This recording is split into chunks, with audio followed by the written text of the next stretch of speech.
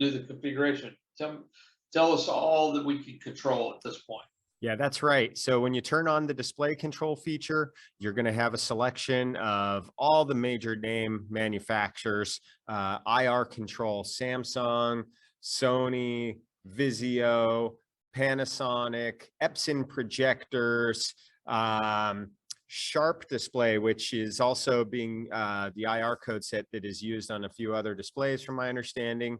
And you could even control your commercial projectors via PJ Link using the identical GUI from the KeyDigital app. That's not supported, excuse me, from the KeyDigital management software, not from the KeyDigital app. PJ Link is not supported. For your source control, we surveyed all of our top partners that are on the beta program across the country and across the world. So we've got your cable boxes covered, the regional cable boxes like Spectrum,